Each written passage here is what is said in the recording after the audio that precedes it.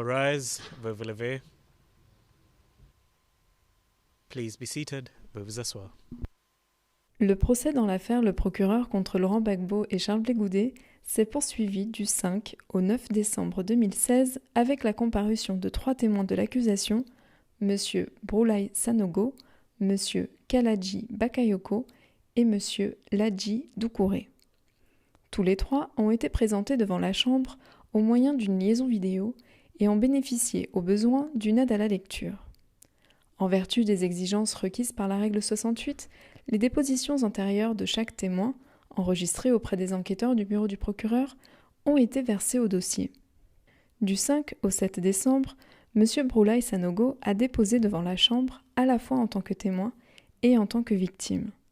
Le 16 décembre 2010, le jour de la marche à la RTI, le témoin a dit avoir été présent à Cocody, arrêté par des corps habillés et incarcéré à la maison d'arrêt et de correction d'Abidjan, dite MACA, jusqu'au 31 décembre 2010.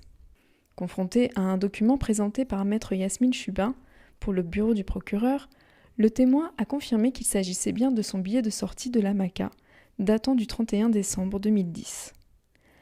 Face à la représentante légale des victimes, maître Paolina Massida, le témoin a expliqué avoir été atteint autant physiquement que psychologiquement et souffrir encore des conséquences de sa détention. When you speak about suffering, Monsieur le témoin, lorsque vous parlez de souffrance, en réponse à la question de la représentante légale des victimes, est-ce que vous parlez de souffrance physique, de blessure, ou est-ce que vous parlez de souffrance psychologique et mentale? Souffrance physique, avec souffrance, comment on appelle même, morale. J'avais ces deux problèmes-là. Puisqu'ils m'ont tabassé, ma main, il y avait des blessures au niveau de mon corps. Et après tout, j'avais eu problème de peau au niveau des dermatos, c'est-à-dire la peau. Où ils m'ont emmené là, je ne supportais pas, donc il y a eu problème de peau. Tu vois, hein? Au pays, bon, il faisait des cauchemars. Vraiment, ça m'a fatigué, Voilà, ça m'a fatigué. Maître Emmanuel Altit, avocat principal du Conseil de la défense de Laurent Gbagbo, est revenu en détail sur les déclarations antérieures du témoin à propos du 16 décembre 2010. Le jour de la marche, le témoin a expliqué avoir spontanément décidé, par curiosité, de se rendre à Cocody avec 2 amis. Il a raconté que lorsqu'ils ont vu un nombre important de corps habillés dans la ville, ils ont décidé de faire demi-tour et ont choisi de reprendre un autre taxi. Il a expliqué qu'au vu de tous les barrages érigés dans la ville, le chauffeur avait dû emprunter des chemins différents et c'est à ce moment-là que le véhicule a été arrêté. Le témoin a avoué s'être enfui lorsqu'il est sorti du véhicule, mais avoir fini par être arrêté plus loin par des policiers. Alors, ensuite vous racontez aux enquêteurs du bureau du procureur que les FDS vous ont attaché, qu'on vous a fait asseoir, et je vais vous citer. Ils ont ensuite, c'est paragraphe 45, ils ont ensuite placé des pistolets et des gris-gris devant moi. Oui. Fin de citation. C'est bien ça? Oui. D'accord. C'était quoi ces gris-gris-là? C'est eux-mêmes qui avaient ça en main. C'était pour eux. C'est une manière de me charger, de mettre délice sur moi. C'est des trucs où on met en cuir, d'autres en Afrique ici, quand on est gris-gris, c'est pas forcément pour trucs, il y a pour d'autres. Il y a des maladies, quand tu as ça, on te donne comme ta protection. Ils prennent l'exemple comme quelqu'un qui a épilepsie. Quelqu'un qui a épilepsie, bon, chez nous, il y a d'autres qui ont des sérimères, on peut te donner une petite bague ou bien un petit truc, on dit, bon, porte, tu vas voir au fur et à mesure, les jours passent, tu ne vas plus tomber. Tu vois, donc c'est comme ça, bon, ces gens-là, ils avaient des gris-gris et d'autres, par contre, eux-mêmes, ils avaient des gris-gris. Pas pour moi. Moi-même, je n'avais pas gris-gris. Il n'y avait même pas aucun gris-gris. Ni bac, ni rien. À part mes pièces qu'ils ont pris. Donc, ils ont pris des gris-gris qu'eux-mêmes, ils avaient ça dans la voiture. Ils sont venus déposer avec des NARP, avec des PA et des calaches, avec d'autres chargeurs.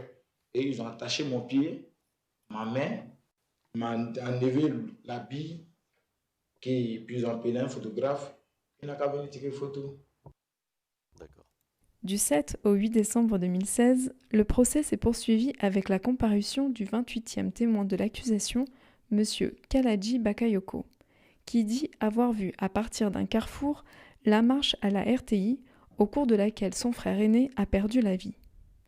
Le témoin a expliqué que son frère, du nom de Lassina Bakayoko, a laissé derrière lui 4 enfants, dont un qui a perdu l'usage de la parole.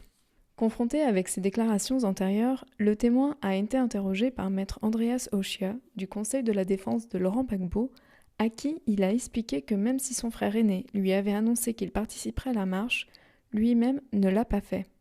Le matin du 16 décembre 2010, le témoin a dit se trouver à un carrefour où il a vu plusieurs soldats qui bloquaient la route aux marcheurs au niveau de l'autoroute vers Abou-Bougar.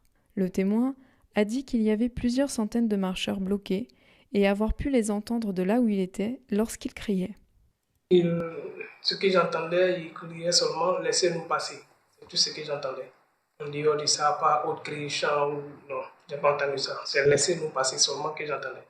Maître Jean-Serge Gbougnon, du Conseil de la défense de Charles Blé Goudet, a confronté le témoin avec d'autres témoignages de personnes citées à comparaître dans l'affaire. Le témoin a alors confirmé que c'est après l'arrivée des gendarmes que des gaz lacrymogènes ont été lancés et que ceux-ci ont été utilisés car les marcheurs refusaient de reculer. Selon mon point de vue, je pense que c'est parce qu'ils ont vu que les manifestants refusaient de reculer. Donc c'est la raison pour laquelle ils ont lancé les gaz lacrymogènes. Du 8 au 9 décembre, le procès s'est poursuivi avec la comparution du 29e témoin de l'accusation, M. Ladji Doucouré, qui a perdu son frère le 16 décembre 2010 lors de la marche à la RTI. Chauffeur de taxi de métier, le témoin a expliqué ne pas avoir travaillé ce jour-là et avoir prévu de retrouver son frère à la gare Nord pour se rendre dans leur ville natale hors d'Abidjan. Interrogé par maître Jennifer Naouri pour le Conseil de la défense de Laurent Gbagbo, le témoin a expliqué que le moment où son frère s'est retrouvé dehors pour se rendre à pied à la gare a coïncidé avec le départ de la marche à la RTI.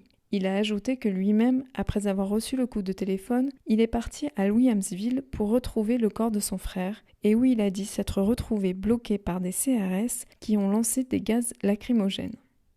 Est-ce que vous avez reçu des gaz lacrymogènes, monsieur le témoin ? Ils ont lancé la gaz lacrymogène dans la foule, disperser les gens. Et comme mon objectif c'était pour aller voir mon frère, moi je continuais mon chemin pour monter dans le quartier Williamsville. Au sujet de l'inhumation, maître Naouri a demandé au témoin pourquoi son frère a été choisi parmi les victimes pour être enterré avec 99 autres corps. Le témoin a répondu qu'il ne savait pas et a confirmé que les frais ont été réglés par le gouvernement. À la fin du contre-interrogatoire, le Conseil de la défense de Charles Blé Goudet n'a pas souhaité poser d'autres questions. Le procès dans l'affaire Le Procureur contre Laurent Gbagbo et Charles Blé Goudet se poursuivra le lundi 6 février 2017. All rise, veuve levée.